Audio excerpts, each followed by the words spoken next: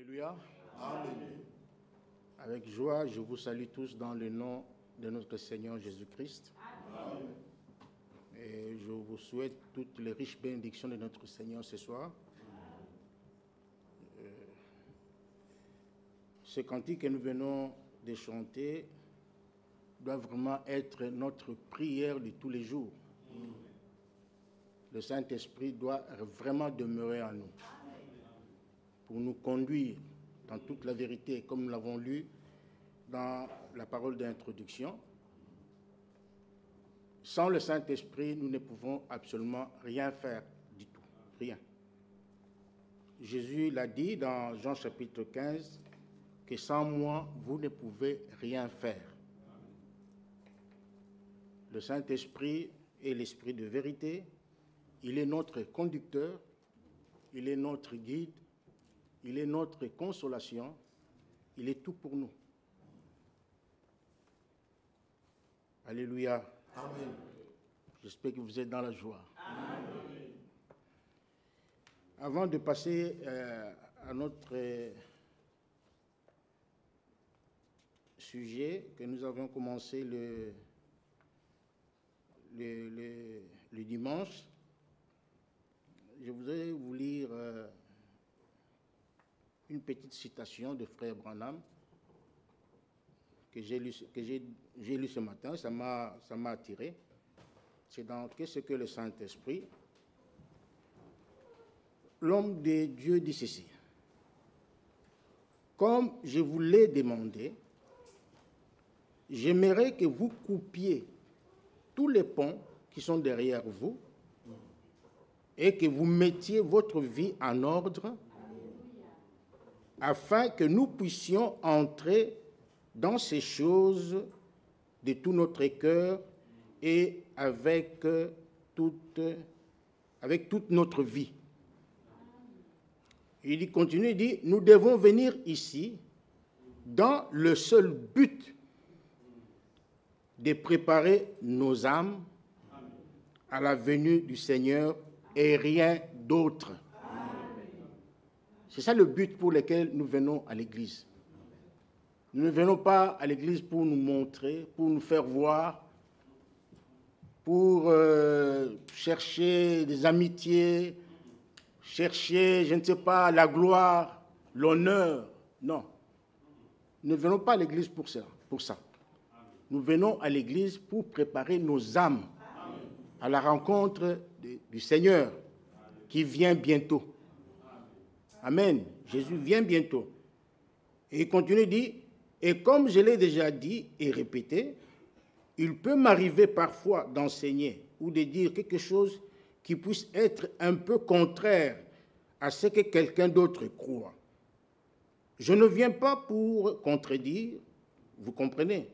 Nous sommes ici pour nous préparer à la venue du Seigneur. Donc, c'est ça qui m'a vraiment frappé. Nous venons ici pour nous préparer. Parce que nous avons reçu un message de préparation. Nous l'avons dit le dimanche. Que le 11 juin 1933, Dieu a parlé. Du haut des cieux, à travers une nuée, Dieu a parlé. Sa voix a retenti et la voix a été claire. Il a dit, comme j'ai envoyé Jean-Baptiste pour préparer ma première venue, je t'envoie aussi avec un message pour préparer ma seconde venue. Donc c'est un message de préparation. Nous devons prendre les choses vraiment au sérieux. Vraiment, nous devons prendre les choses vraiment au sérieux. Et si Dieu a parlé ce jour-là, il n'avait pas parlé pour Frère Branham, il a parlé pour toi et moi. Je peux même appuyer cela par un passage de la Bible, dans Jean chapitre 12. Jean chapitre 12.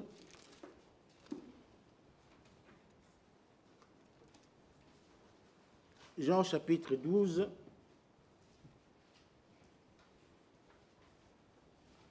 Commençons même à partir du verset 27.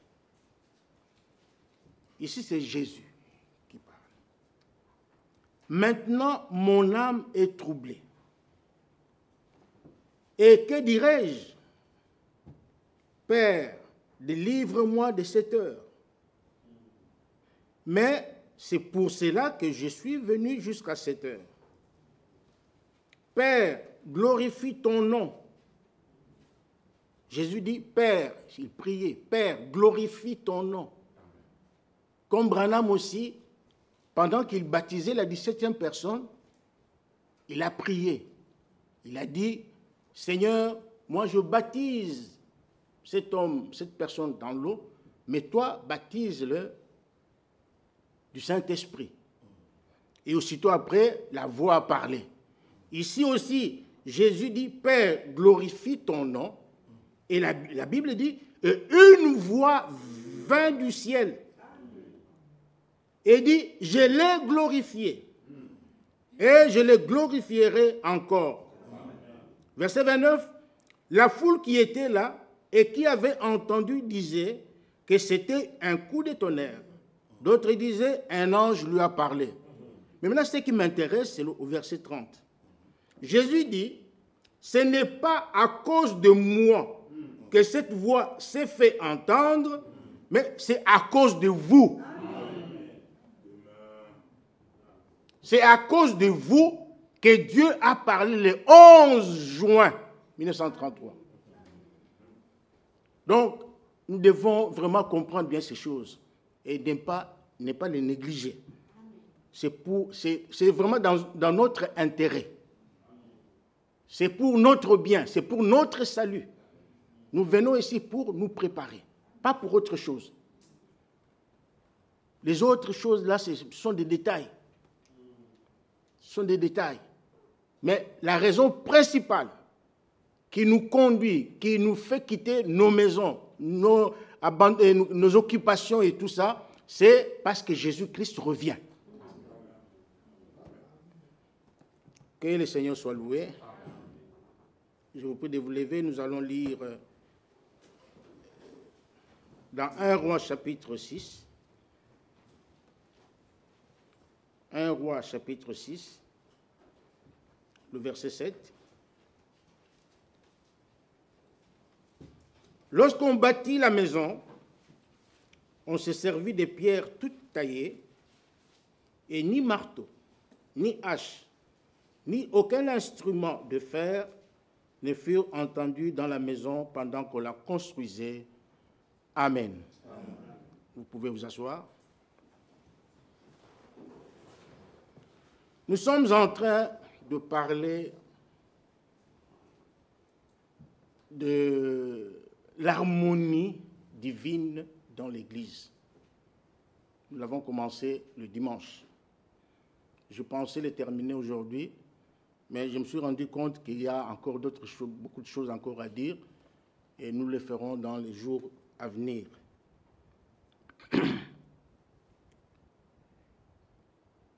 L'Église universelle est représentée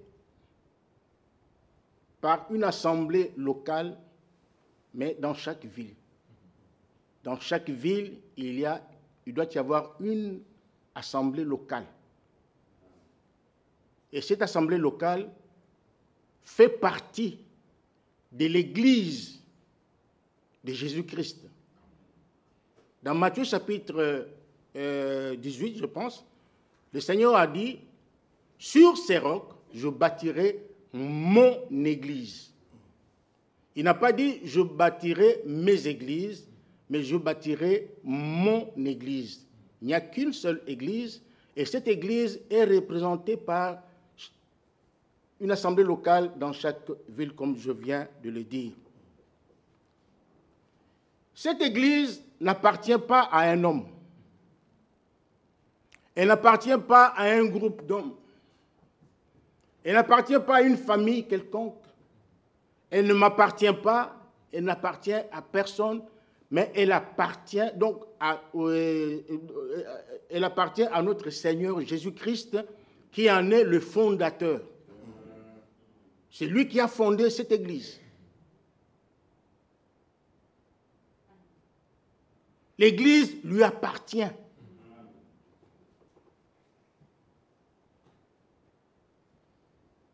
N'oublions pas cela. L'église appartient à notre Seigneur Jésus-Christ. C'est lui qui l'a fondée. Et cette église a commencé le jour de la Pentecôte. Et depuis qu'elle a commencé le jour de la Pentecôte, elle existe encore jusqu'à ce jour. Dans Éphésiens chapitre 1, nous allons le lire. Éphésiens chapitre 1, Paul, qui était le prophète, le messager de l'âge d'Éphèse, nous dit ceci, Éphésiens chapitre 1,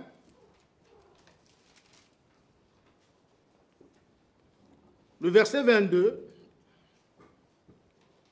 il parle de Dieu et il dit que Dieu a tout mis sous ses pieds, sous les pieds du Seigneur Jésus-Christ. Et il l'a donné pour chef suprême à l'Église. Alléluia. Amen. Donc Jésus est le chef suprême.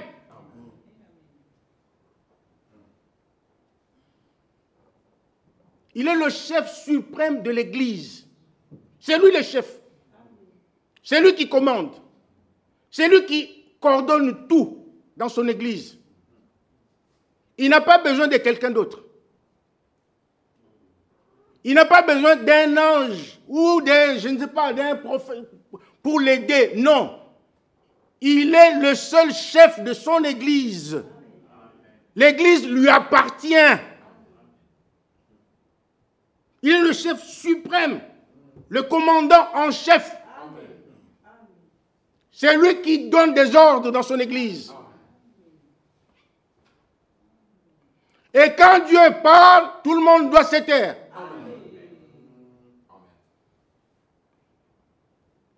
Et quand il agit, tout le monde se soumet. Parce qu'il est le chef. On ne peut pas discuter les ordres d'un chef. Et les ordres de notre chef ici se trouvent ici dans la parole de Dieu. C'est ici qu'il y a toutes les lois de Dieu. C'est ici qu'il y a toutes les ordonnances. C'est ici qu'il y a tous les commandements divins. Et celui qui ne respecte pas ces commandements est un sorcier. Il est comparé à un sorcier. Ce n'est pas moi qui l'ai dit, c'est la Bible qui l'a dit. Celui qui désobéit à la parole de Dieu est un sorcier. Il subira le même sort des sorciers.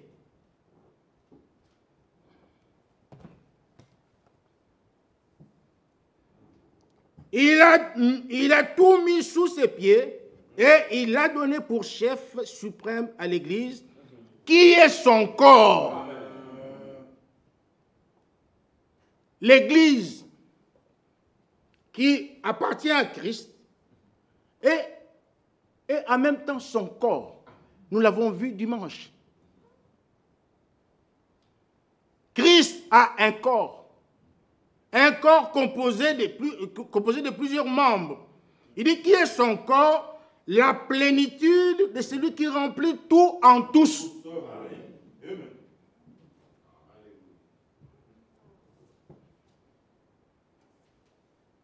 Vous connaissez ces choses, mais nous vous les rappelons parce que Jésus-Christ revient bientôt. Éphésiens chapitre 5.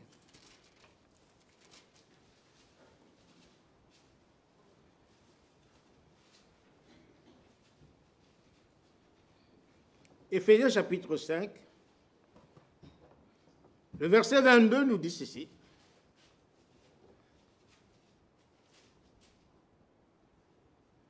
Femme, que chacune soit soumise à son mari comme au Seigneur.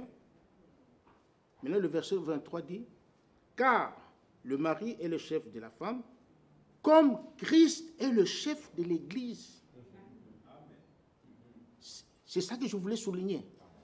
Comme Christ est le chef de l'Église, qui est son corps, et dont il est le sauveur. Tu peux créer ton Église à toi, mais tu as sauvé qui? Tu crées ton Église, tu agis, tu fais comme tu veux, tu es chef, tu commandes tout ça. Mais les gens qui viennent dans ton Église, qui les a sauvés? Mais lui au moins, il a créé son Église, il a fondé son Église, et lui-même est le sauveur de ceux qui fréquentent son Église.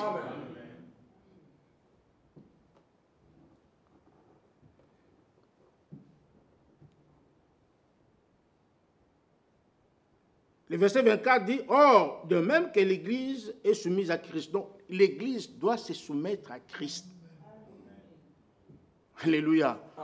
Comme la femme est soumise à son mari, de même aussi l'Église, qui doit aussi se soumettre à Christ. Et en toutes choses. Et l'Église, c'est toi et moi. Paul le dit dans Hébreux, chapitre, je crois, 3. Il dit, la maison de Dieu, c'est nous. Nous sommes la maison de Dieu. Nous sommes son Église. Et nous avons vu dimanche que nous sommes son corps. Et le corps humain qui typifie le corps de Christ est composé de plusieurs membres. Et nous avons montré que pour devenir membre du corps de Christ, il faut passer par le baptême du Saint-Esprit. Parce que c'est le Saint-Esprit qui nous introduit dans le corps de Christ et qui fait de nous ses membres.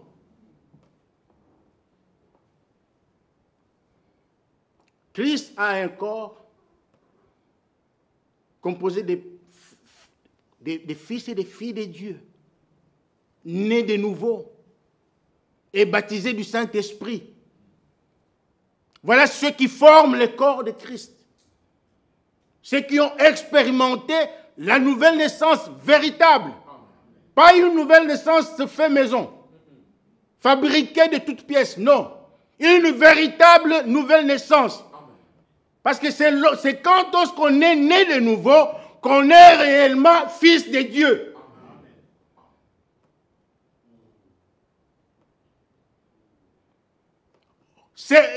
Quand on est de nouveau, on devient réellement chrétien. On ne devient pas chrétien lorsqu'on reçoit le Saint-Esprit. Non. On devient enfant de Dieu lorsqu'on est de nouveau.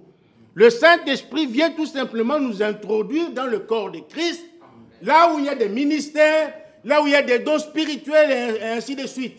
Mais on est enfant de Dieu par la naissance. Par la naissance. C'est pourquoi il faut naître, il faut que chacun revoie son expérience. Que chacun se pose la question de savoir, suis-je vraiment né de nouveau?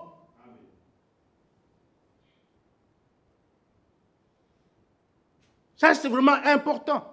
Parce que Jésus a dit à Nicodème, si quelqu'un est né d'eau et d'esprit, il n'entrera pas dans le royaume. Il faut naître. Être réellement un enfant de Dieu qui a reçu la véritable nature de Dieu. Parce qu'un enfant de Dieu véritable pense comme Dieu pense. Il a le langage de Dieu. Il a l'amour de Dieu.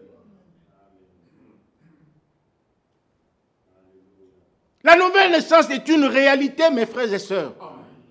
Elle est une réalité. C'est une expérience surnaturelle que chaque fils et fille de Dieu doit faire. C'est vraiment important. La nouvelle naissance, ce n'est pas le baptême dans l'eau. Non, non, non, non, non, non. Le baptême dans l'eau est tout simplement un engagement pour montrer à Dieu et aux hommes que je crois en Jésus-Christ. Mais la nouvelle naissance c'est naître par l'Esprit de Dieu, par la parole de Dieu. Nous devons comprendre ces choses, mes frères. Nous venons à l'église des années, mais il y a beaucoup qui ne sont pas encore nés de nouveau. Et ça, c'est grave.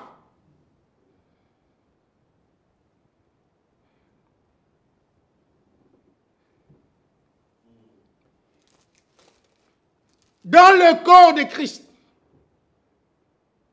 tout le monde est indispensable.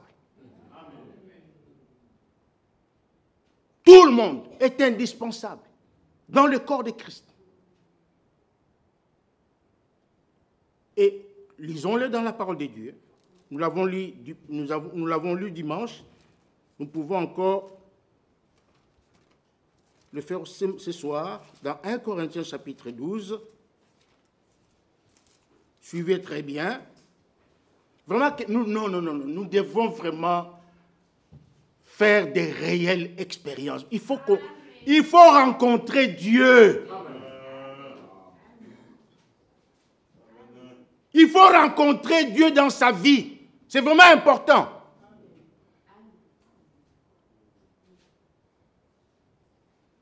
Et l'expérience avec Dieu, on peut la raconter même après 50 ans.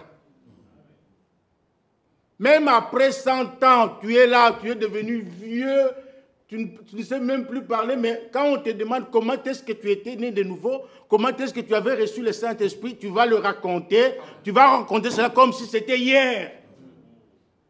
C'est une expérience inoubliable. On ne peut pas l'oublier. C'est comme une maman qui accouche, qui donne naissance à son enfant. Cette maman-là, même après 80 ans, elle n'oubliera jamais. Elle sera en mesure de vous raconter comment elle avait eu son premier fils. Les mamans qui sont dans la salle, j'ai dit faux? C'est une expérience de la vie. La nouvelle naissance, c'est une expérience. Le baptême du Saint-Esprit, c'est une expérience.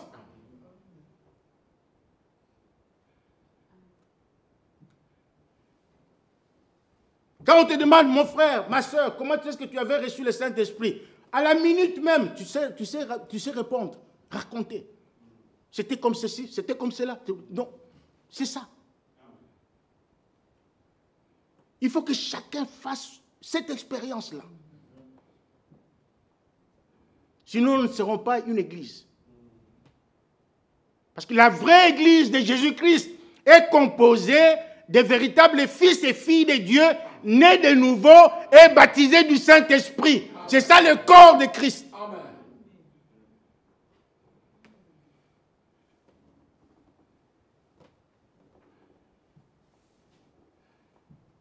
Et l'Esprit de Dieu apporte la sagesse, rend sage, rend intelligent, donne la douceur, donne la patience. C'est ça le Saint-Esprit. Il ne vient pas pour passer son temps dans votre vie. Non, il doit vous donner toutes ces vertus-là. C'est ça le Saint-Esprit. C'est une réalité. Le Saint-Esprit, c'est Dieu lui-même qui quitte son trône là-bas et qui vient tabernacler en toi. Pourquoi? Pour te conduire dans toute la vérité.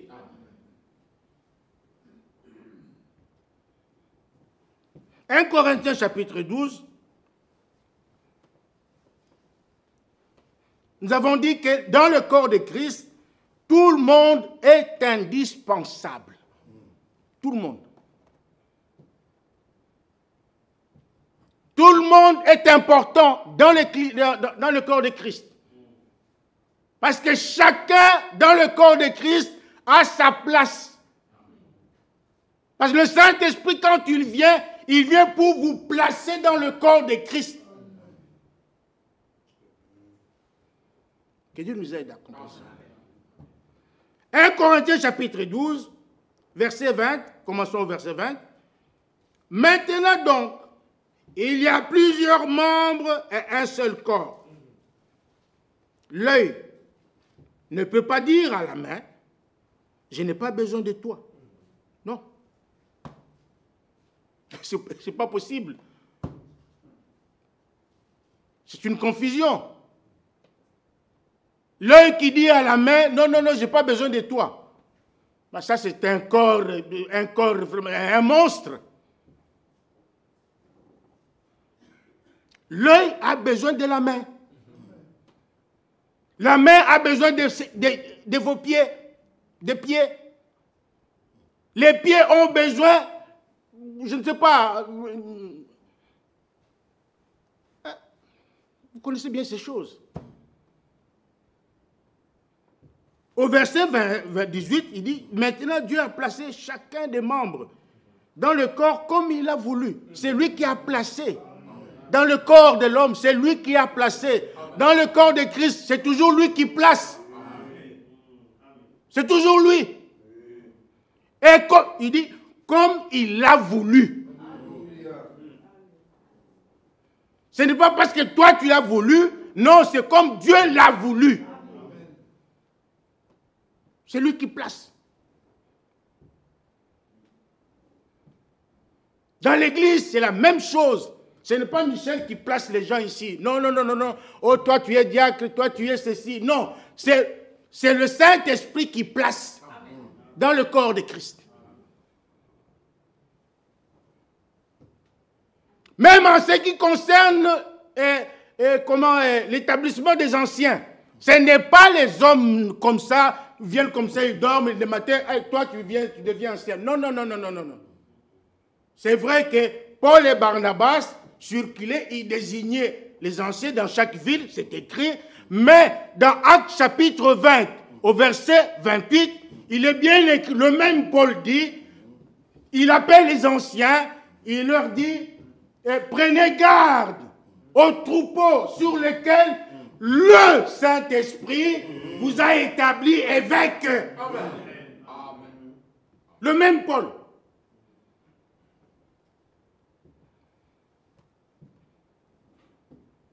C'est le Saint-Esprit qui établit.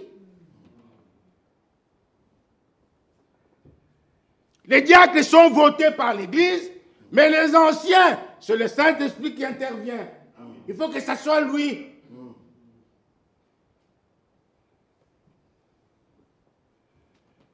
Non, mais comprenons bien les choses. Amen. Faisons les choses correctement, amen, selon la parole de Dieu. Amen. L'Église doit être soumise à Christ.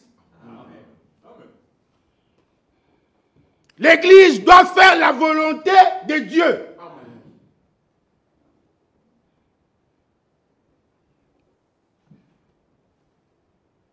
Le frère Christophe l'a dit ici, je me rappelle. Il a dit quelque chose de très bien, j'avais beaucoup aimé.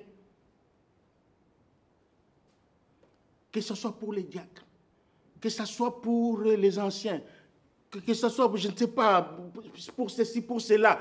Nous devons aller dans la prière et implorer la grâce de Dieu, invoquer la grâce de Dieu, parce que c'est lui seul qui connaît le cœur de l'homme. C'est Dieu qui connaît le cœur de l'homme. Nous, les hommes, parfois nous sommes conduits par des sentiments.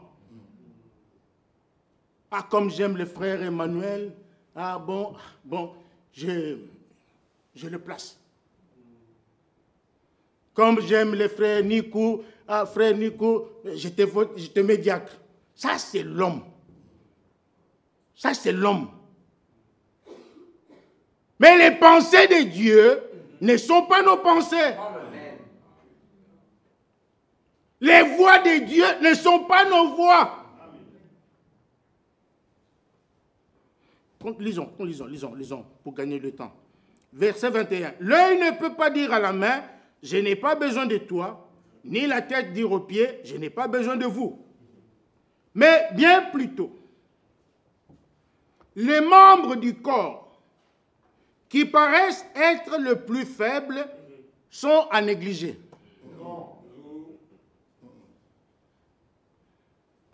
La Bible dit, sont nécessaires. Amen. Tout le monde est important, tout le monde est indispensable dans l'église du Dieu vivant. Amen. Dans le corps de Christ, tout le monde est indispensable. Amen.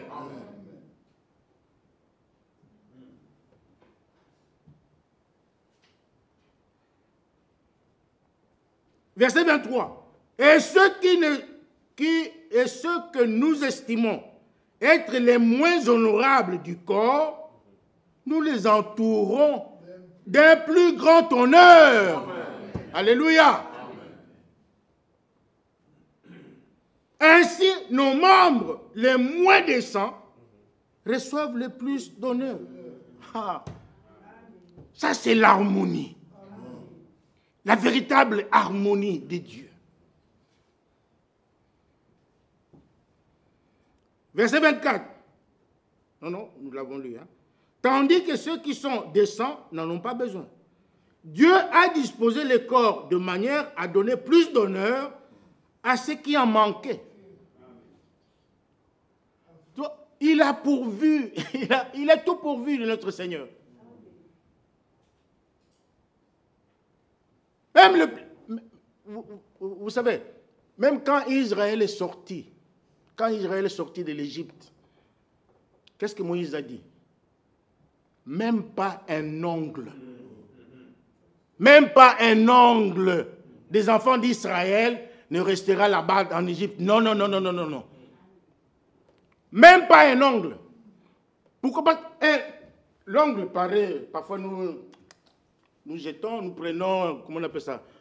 Coupe-ongle, nous coupons, nous jetons. Mais l'ongle est important. Devant Dieu, l'ongle est important. Et Dieu sait pourquoi il a donné l'ongle ou les ongles à l'homme. Il sait pourquoi. Parce que chaque chose dans le corps de Christ chaque chose a sa place.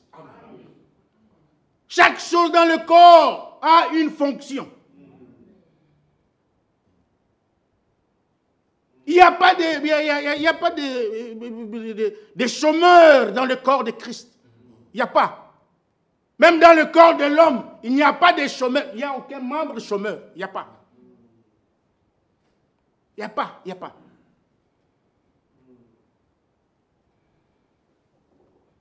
Donc chacun est important.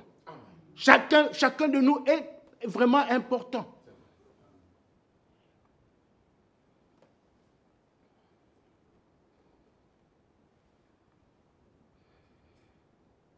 Le verset 25 nous dit, enfin qu'il n'y ait pas de division dans le corps, mais que les membres aient également soin les uns des autres.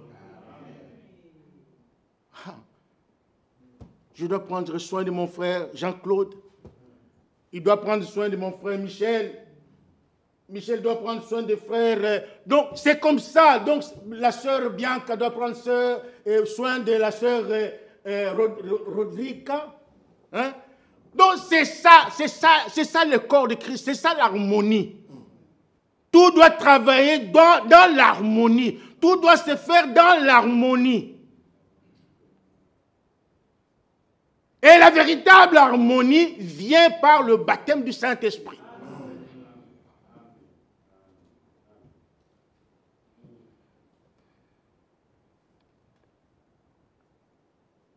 Et le verset 26, et si un membre souffre, tous les membres souffrent avec lui. Amen. Alléluia. Amen. Ah non, que Dieu nous aide. Amen. Si un membre est honoré, tous les membres se réjouissent avec lui. Amen. C'est ça l'église du Dieu vivant. Il faut qu'on arrive à ce stade, à ce niveau-là.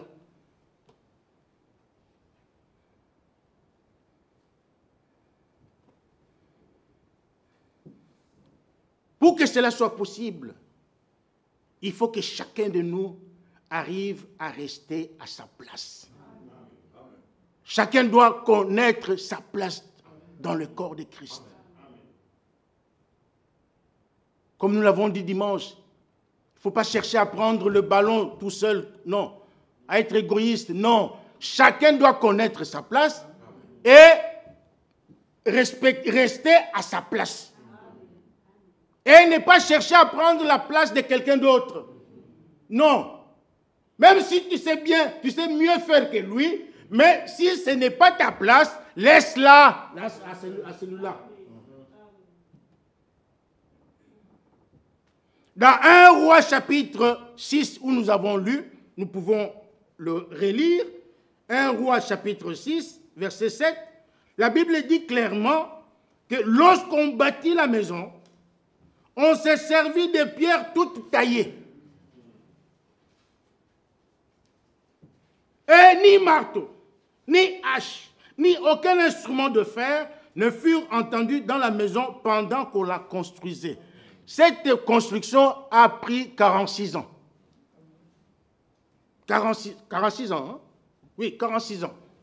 Et pendant les 46 ans de construction là, il n'y a pas eu de bruit dans la maison. On n'avait plus besoin d'un marteau, d'un burin, où la scie commence à scier. Non, il n'y avait pas ces choses-là. Pourquoi? Parce que toutes les pierres qui étaient utilisées dans la construction étaient déjà toutes taillées sur mesure. C'est-à-dire que chaque pierre était à sa place.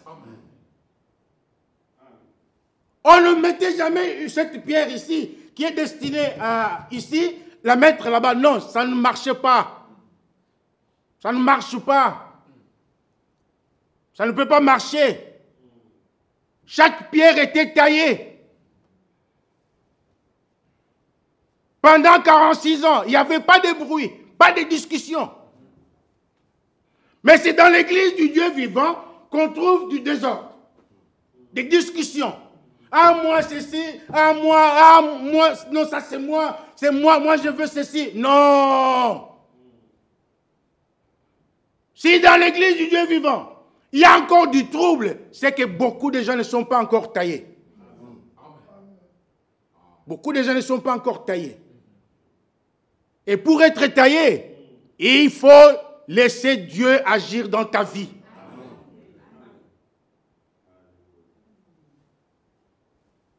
Dans 1 Pierre chapitre 2, au verset 5, il est écrit « Et vous-même, comme des pierres vivantes, édifiez-vous pour construire une maison spirituelle. » Donc la Bible nous... Jésus d'abord est une pierre. Jésus est la pierre que Daniel a vue. Dans Daniel chapitre 2. Le roi, si c'est quoi, Nebuchadnezzar, je crois. Daniel a vu une pierre qui s'était détachée de la montagne sans le secours d'une main et qui est allée briser la statue du roi. Cette pierre-là, c'était Jésus-Christ. Et Pierre nous dit, lisons-le. 1 Pierre chapitre 2.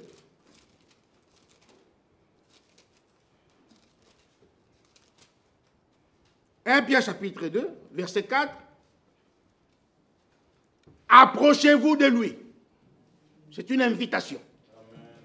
Approchez-vous de lui, pierre vivante, rejetée par les hommes, mais choisie et précieuse devant Dieu. Jésus est la pierre d'angle, il est aussi la pierre de fête. Mais il a été rejeté. Mais l'invitation nous est donnée ce soir. Si nous voulons être taillés et faire partie de la construction de la maison de Dieu, nous devons nous approcher de Dieu, plutôt de lui. Le verset 5 nous dit, et vous-même, vous-même, vous qui êtes assis ce soir, et vous-même, comme des pierres vivantes, édifiez-vous pour former une maison spirituelle. Alléluia. Donc nous sommes considérés comme des pierres. Jean-Claude Pierre, Bovic est une pierre, la sœur Patience est une pierre. Nous sommes tous des pierres. Chacun est une pierre. Et Dieu a besoin de toi pour la construction de sa maison. Dieu a besoin de toi, mon frère. Dieu a besoin de toi, ma soeur. Dieu a besoin de moi pour construire la maison sa maison à lui. Il a besoin de nous. Souvent, les gens pensent que non, c'est seulement nous qui avons besoin de Dieu. Seigneur, j'ai besoin de ceci. Non, Dieu a aussi besoin de nous. Parce qu'il a une œuvre qu'il veut accomplir sur cette terre. J'estime bien que les souffrances du temps présent ne sauraient être comparées à la gloire à venir. Parce qu'il y aura la manifestation des fils et des filles de Dieu sur cette terre. Une grande manifestation. Nous en parlerons prochainement dans un autre message. Dieu a besoin de toi, mon frère. Il veut te tailler. Parce que tu es une pierre. Et il veut te tailler. Par sa parole. Il utilise sa parole pour nous tailler. Pour nous tailler. Il utilise sa parole. Il prend la pierre qui est dans une certaine forme et il prend... Comment on appelle ça? Non, non, pas cruel. Truelle. Oui. Il l'utilise pour commencer à tailler la pierre. Et cette pierre-là, c'est toi. C'est toi, mon frère. C'est toi, ma soeur. Tu as encore des choses mauvaises dans ta vie. Tu critiques encore. Tu fais encore certaines choses qui ne sont pas dignes de l'évangile. Tu viens à l'église, c'est bien. Mais il y a encore des choses en toi qu'il faut enlever. Nous avons dit dimanche que nous sommes sortis du monde, c'est vrai, mais il faut aussi que le monde sorte de nous. Amen. Nous avons encore de mauvaises choses en nous, de mauvaises habitudes, de mauvais caractères. Il y a encore des choses qu'il faut... C'est la raison pour laquelle tu n'as pas encore reçu le Saint-Esprit. C'est ça qui freine. Il y a encore des choses qui freinent en toi, qui t'empêchent de recevoir le Saint-Esprit. Alors maintenant, il faut que Dieu enlève ces choses-là. Tu viens à lui, Seigneur, me voici. Je suis une pierre. J'ai encore ceci, j'ai encore cela. Le Seigneur commence à prendre sa parole. Pas, pas, pas, jusqu'à ce qu'il obtienne la forme qu'il veut. Lorsqu'il aura obtenu cette forme-là, qu'est-ce qu'il fera? Il te donne le Saint-Esprit et il te place dans le corps. Alléluia. Il te place dans le corps. Mais le problème, c'est parce que nous ne voulons pas, nous esquivons toujours la parole de Dieu. La parole de Dieu vient, même si elle est dure, on commence à raisonner. Ah non, qu'il laisse, mais lui aussi, lui. Et puis c'est fini. Dieu ne fera rien. Dieu ne fera rien.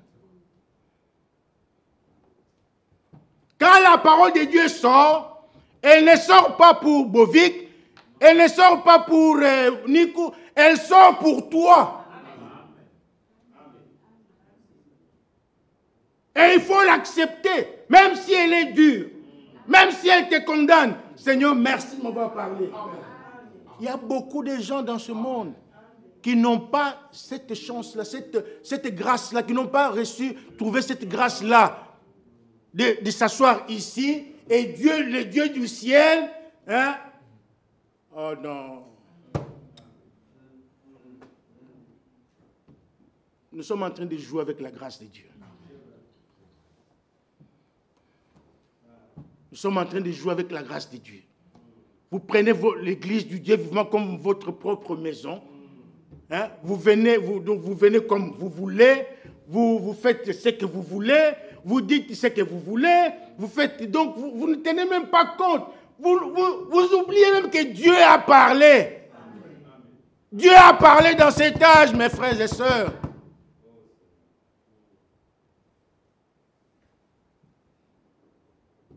Il faut que la parole de Dieu agisse en chacun de nous.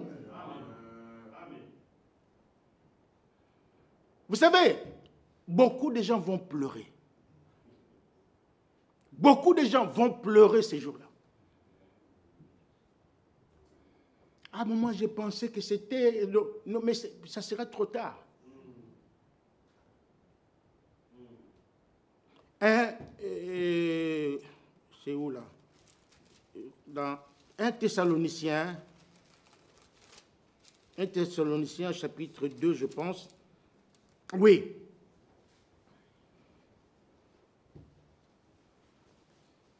1 Thessaloniciens chapitre 2.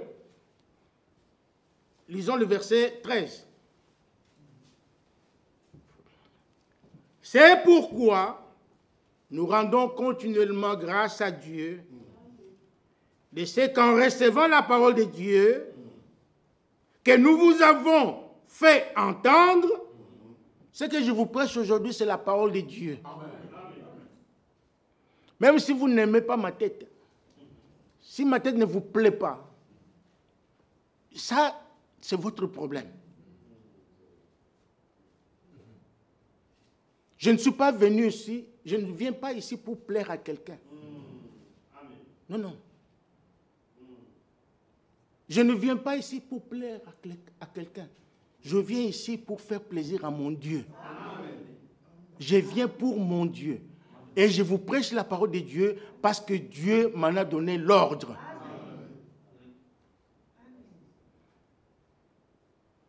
Si vous dites, ah non, mais lui aussi il avait fait ceci, lui aussi il était ceci, lui aussi il avait dit ceci, mais pourquoi... Ça c'est votre problème. Parce qu'il n'y a pas d'homme parfait sur la terre. Dieu utilise toujours les hommes. Frère Beauvais a toujours dit, depuis la nuit des temps, Dieu ne parle aux hommes que par des hommes. Et ces hommes-là, vous croyez qu'ils sont parfaits? Même Branham n'était pas parfait. Même Franck n'est pas parfait. Non. Nous sommes tous nés dans le péché. Nous avons grandi dans le péché.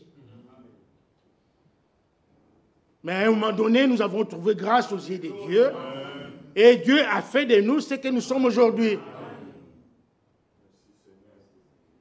Et Paul dit dans 1 Corinthiens chapitre 15, c'est par la grâce de Dieu que je suis ce que je suis.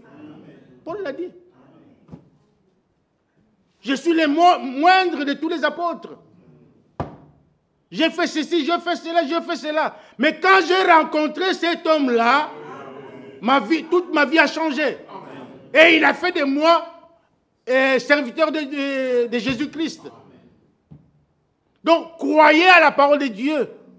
Quelle que soit la personne, je vous ai dit une fois comme ça, quelle que soit la personne qui se tient ici, mais du moment où il prononce la parole de Dieu, croyez à la parole de Dieu. Prenez cette parole-là dans votre cœur. Et elle vous fera du bien. Il dit, c'est pourquoi nous rendons continuellement grâce à Dieu de ce qu'en recevant la parole de Dieu, que nous vous avons fait entendre, vous l'avez reçue, non comme la parole des hommes, mais ainsi qu'elle est véritablement comme la parole de Dieu qui agit en vous qui croyez. Si vous croyez à la parole de Dieu, si vous ne regardez pas la personne qui se met devant vous, mais vous écoutez, vous recevez ce qui sort de sa bouche là, sachez que cette parole qui sort de sa bouche là est une parole inspirée. Parce que cet homme-là, qui est baptisé du Saint-Esprit, parle sous l'inspiration du Saint-Esprit. Et quand ça sort sous l'inspiration du Saint-Esprit, cela vient de Dieu. Il faut le prendre. Il faut l'accepter. Il faut l'accepter. C'est l'unique façon que Dieu utilise pour tailler. Pour tailler ces pierres. Vous êtes des pierres vivantes. Utiles pour la construction de la maison de Dieu. Lorsque Dieu vous a taillé, lorsque Dieu vous a placé dans le corps, dans son corps par le Saint-Esprit, mes frères et sœurs, il n'y aura plus de bagarre parmi nous. Il n'y aura plus de querelles parmi nous.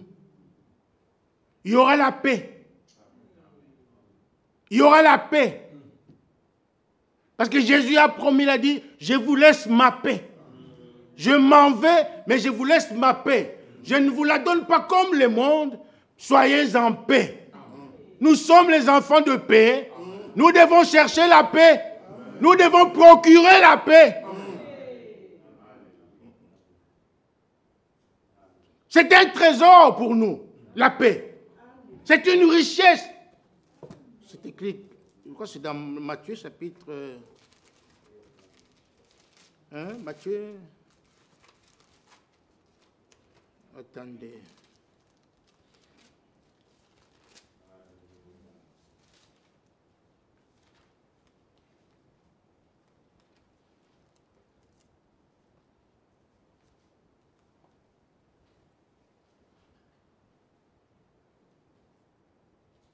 Ah, Matthieu 5, verset 9.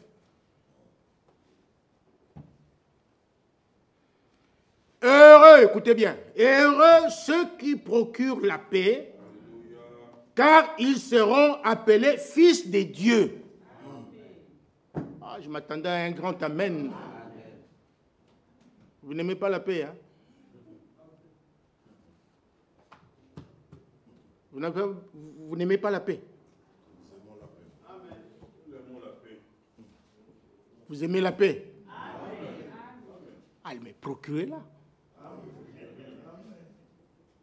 Cherchez-la. Soyez en paix avec tout le monde. Soyez en paix avec tout le monde.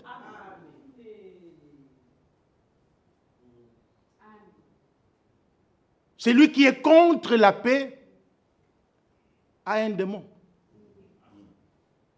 Parce que le diable n'aime pas la paix. Et regardez ce qu'il fait dans le monde entier. Des guerres partout, il n'y a pas la paix. En Ukraine, il n'y a pas la paix. Partout en Afrique, partout, il n'y a pas la paix. Il n'y a pas la paix.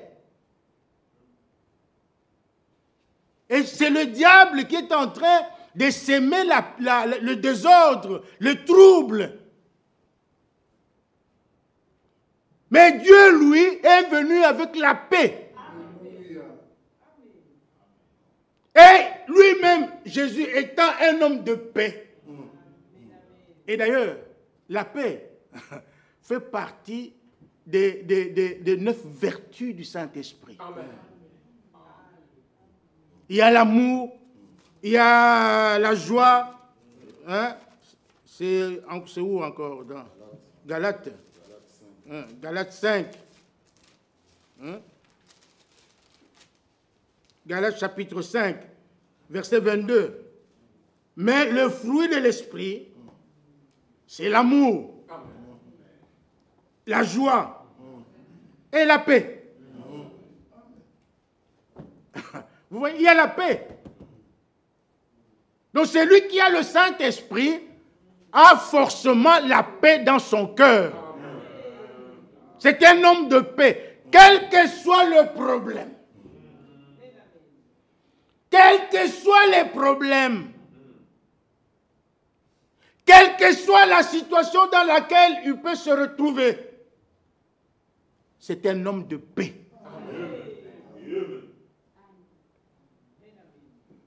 C'est un homme de paix. Il y a encore une écriture qui me vient. Hébreux chapitre 12.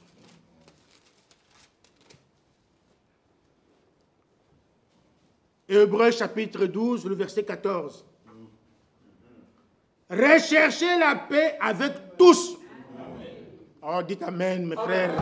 Oh. Vous savez, ce sont vos amens qui nous font prêcher. Nous ne sommes pas dans une morgue ici. La Bible dit, recherchez la paix avec tous. Non, peut-être j'ai mal lu. Recherchez la paix avec seulement ceux que vous aimez. Non, monsieur. Avec tous. Même avec les païens qui sont là, les païens là. Les païens qui sont là-bas, qui vont dans des discothèques, qui fument du chanvre. Il faut chercher la paix avec eux aussi. C'est vraiment important. Il faut chercher la paix avec tes enfants. Chercher la paix avec ta femme. Chercher la paix avec ton mari. Chercher la paix avec les voisins. Soyez des hommes et des femmes de paix. Recherchez la paix avec tous et la sanctification sans laquelle personne ne verra le Seigneur. Acceptez la parole de Dieu. Si vous l'acceptez de tout votre cœur, vous vous humiliez devant la parole de Dieu, Dieu agira.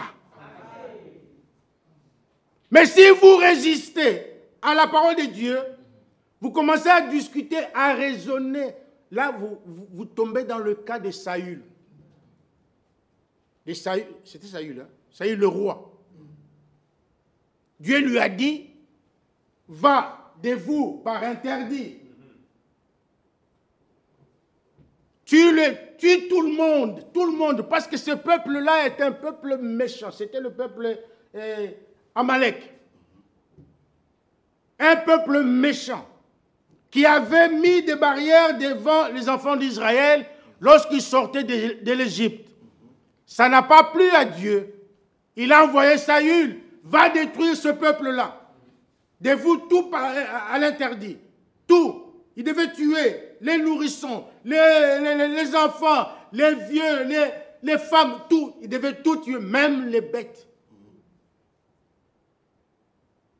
Il entend la parole de Dieu. Il va maintenant pour exécuter la parole de Dieu. Il fait une moitié et l'autre moitié, ce n'était pas son problème. Il a gardé les bœufs gras, tout ce qui lui plaisait, il a pris, il a caché, il a même caché le roi Agag. Pour lui, il avait obéi à la parole de Dieu. Mais pour Dieu, c'était un désobéissant. Il était sorcier. Vous voyez? Et qu'est-ce que Dieu a fait? Dieu l'a rejeté. Il l'a rejeté comme roi.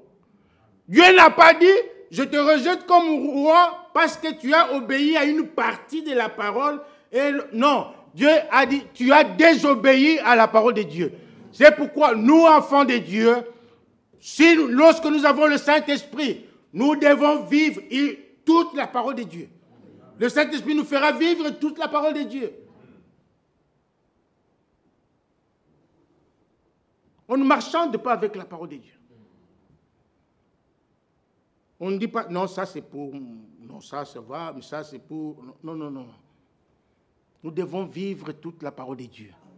Jésus a dit, l'homme ne vivra pas de pain seulement, mais de toute parole qui sortira de la bouche de Dieu. Toute la parole. Si cette parole est difficile pour toi, compliquée, mets-toi à genoux. Les commandements du Seigneur ne sont pas pénibles. Ils ne sont pas pénibles. Ils sont faciles. Mais le problème, c'est d'ouvrir le cœur. Laisse le cœur ouvert, ouvre-le, laisse la parole de Dieu entrer jusque dans la matrice qui est dans ton cœur là, et cette parole-là germera. Elle produira. Parce que la parole de Dieu ne sort pas de sa bouche en vain. Lorsqu'elle sort, elle ne peut pas rentrer à lui, Dieu, sans avoir accompli les effets pour lesquels il l'a envoyée. La parole de Dieu est puissante. Elle est vraiment puissante. Elle est agissante. Mes frères et sœurs, croyez à la parole de Dieu. Cherchez le Saint-Esprit. Dieu nous bénira. Il est l'heure. Je suis obligé de m'arrêter. Il y a certains passages bibliques que je pouvais lire, mais permettez-moi de lire un seul seulement. Et puis, nous allons nous arrêter. Éphésiens chapitre 1er.